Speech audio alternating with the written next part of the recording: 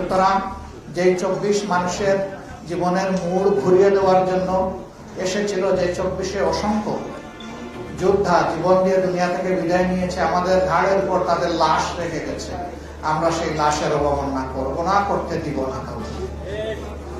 ইতিমধ্যে যে সমস্ত বিষয় আসলে চলে এসেছে সবগুলো আপনারা অবহিত।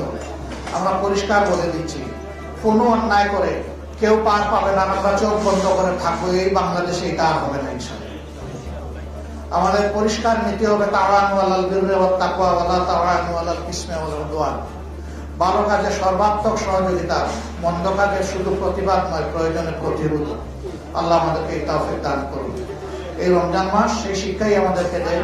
কোরআন নাজিলের মাস, বদর যুদ্ধের মাস, মক্কা বিজয়ের মাস। এই মাসে আমরা সেই অঙ্গীকার নিচ্ছি। আল্লাহ তাআলা আমাদেরকে আপোষহীন কল্যাণের পথে, দিনের পথে, মানবতার পথে এগিয়ে যাওয়ার তৌফিক দান করুন। আমি ধন্যবাদ জানাচ্ছি খেলাফত মজলিসকে আমাকে দাওয়াত দেওয়ার জন্য। আসসালামু আলাইকুম ওয়া রাহমাতুল্লাহি ওয়া বারাকাতুহু। সম্মানিত উপস্থিতি, এই পর্যায়ে আজকের এই ইফতার মাহফিলের সভাপতি বক্তব্য এবং মোনাজাত পরিচালনা করবেন খেলাফত মজলিসের সম্মানিত আমির হযরত মাওলানা আব্দুল বাকির আজাদ হাফিজাহুল্লাহ। আলহামদুলিল্লাহ ওয়া সালামু আলা ইবাদিল্লাযিনা ইসতাফা আম্মা বা'দ।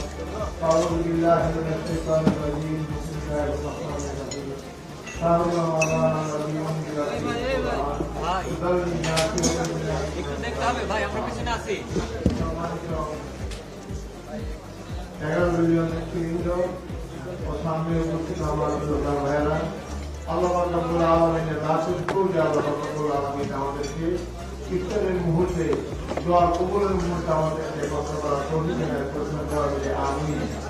আল্লাহ পাক রব্বুল আলামিন এই কোরআন নাযিল করেছেন এই মাসে। এই কোরআন আল্লাহর জমিনে প্রতিষ্ঠার জন্য নির্দেশ দিয়েছেন আমাদের প্রিয় নবী আকায়ে নামদার সরদারে মদিনা হযরত মুহাম্মদ মুস্তাফা সাল্লাল্লাহু আলাইহি ওয়াসাল্লাম এই মাসেই বদর যুদ্ধে শহীদ হয়েছেন এবং নিম্নমানের সাহাবায়ে কেরাম, যারা নাকি অল্প সাহাবায়ে কেরামের দ্বারা আল্লাহ দান করছেন।